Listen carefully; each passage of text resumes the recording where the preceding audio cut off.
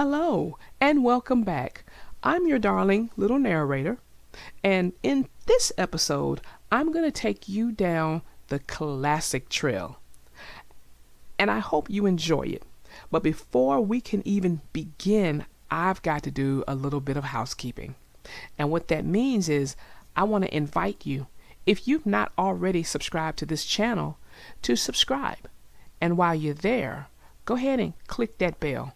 That bell's going to let you know every time we post a new story. And also, if you like a story that you're hearing or you're listening to, I would love for you to smash that like button. Let the world know you like it. Okay? Now, go ahead, sit back, relax, and I'm going to start you down the trail of this classic story. The name of this cherished fairy tale is called The Three Bears. Once upon a time, in a house in the deepest woods, lived a family of bears. Papa Bear was gigantically huge. Mama Bear, although quite large as humans go, was mid-sized. And then there was wee little Baby Bear. Everything in the house came in 3 sizes. By the fire sat 3 chairs, big, medium-sized, and little. 3 beds, 3 toothbrushes, 3 bowls, 3 everything. One morning, as Mama Bear stood over the stove stirring her porridge, Baby Bear watched. "I'm starving," he said in a wee little voice that could barely be heard. "Your mother makes the best porridge," bellowed great big Papa Bear. Mama Bear poured porridge in Papa Bear's great big bowl. Then she gave herself some in her medium-sized bowl. The rest she emptied into Baby Bear's wee little bowl. "It smells like cinnamon and honey," squealed Baby Bear in his wee little voice that could barely be heard. Just as Baby Bear was about to take his first bite, Mama Bear hollered, "It's too hot! It will burn your tongue!" "I suppose it's all for the best," roared Papa Bear. "We'll go for a walk and let our porridge cool." Baby Bear wasn't so sure it was all for the best, but off they went for their stroll. No sooner had the 3 bears left the house than up the lane strode a little girl with golden curly hair. Goldilocks was just about to return home from her morning walk when she spotted the adorable cottage. "Never have I seen such a darling house," exclaimed Goldilocks, and although she knew she shouldn't, she peeked in the window, then through the keyhole. That's when she noticed the doorknob. "Why, it's shaped like a bear," she said. She had to touch it. Slowly it opened, and although she knew she shouldn't, Goldilocks tiptoed in. When a whiff of homemade porridge reached her nose, Goldilocks was drawn, as though hypnotized, to the kitchen. The walk had left her so hungry. Just a taste, she thought, and although she knew she shouldn't, she dipped a spoonful from Papa's porridge. "Yow!" she screamed, spitting porridge all over the great big bowl. "This one's too hot." Next, Goldilocks tried Mama Bear's medium-sized bowl. "Yuck! Too cold!" And she dropped the spoon, splattering porridge all over the tablecloth. Goldilocks sighed. One bowl left. A wee little bowl. She took a bite. "Just right," she said, and she ate it all up. She even licked the bowl. Goldilocks knew she should leave now, but her feet ached.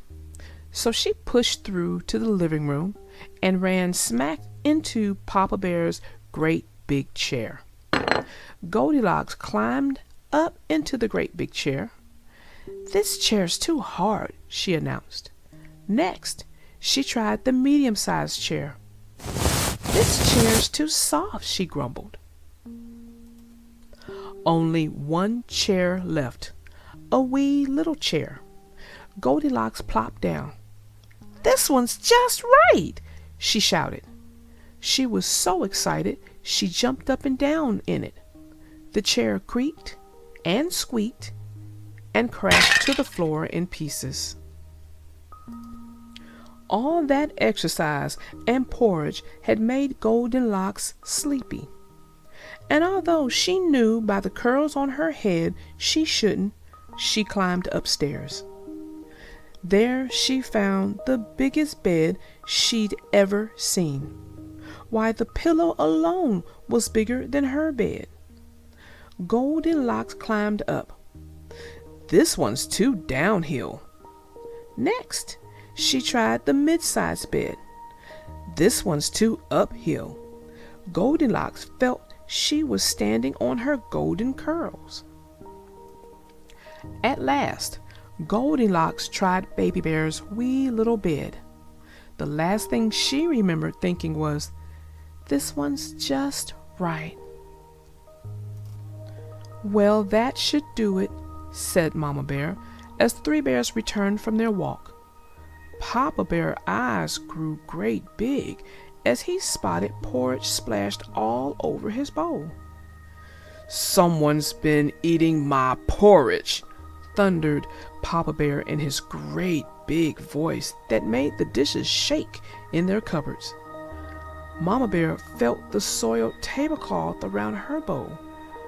"Someone's been eating my porridge," she said in her medium-sized voice.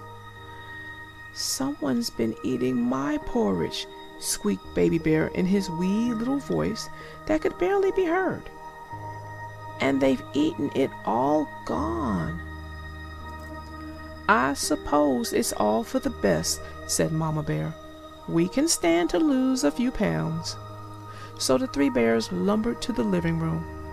When Papa Bear sat down and spied his newspaper scattered on the floor, he growled in his great big bear voice, "Someone's been sitting in my chair."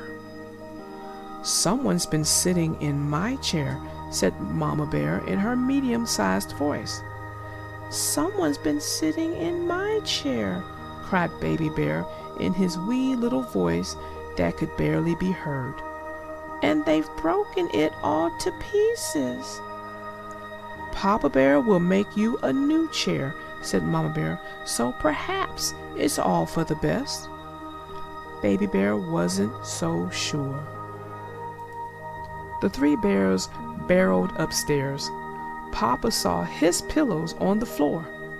"Someone's been sleeping in my bed," roared Papa Bear in his great big voice that shook the rafters. "Someone's been sleeping in my bed," said Mama Bear in her medium-sized voice, and she pushed the covers back up. Baby Bear knew he'd find his room destroyed, his bed in pieces. Instead, what he found was an odd-looking creature with golden curls flopped across his pillow. "Someone's been sleeping in my bed, and here she is right now," he hollered in a surprising voice that could quite easily be heard. Goldilocks heard it. Goldilocks was so frightened by Baby Bear's booming voice, she jumped out of bed, tore down the stairs, and ran all the way home. The three bears did live happily ever after. They never knew what became of Goldilocks. But from that day on, Baby Bear's voice was quite easily heard. So as Baby Bear was fond of saying in his new grisly voice, "I suppose it really was all for the best." Well, that ends our story. I hope you enjoyed your travels to the classic fairy tale land. I know I wouldn't want Goldilocks as a guest in my home. And let's face it, she really wasn't a guest in the bear's home because she just went in without their permission. Then she broke things, she spilled things, she did things that she really shouldn't have done, and she knew it. And then she left without fixing anything or even saying she was sorry. So that's the kind of guest I don't want near my home. Okay? So until next time, my young readers, I am your little darling narrator. Out.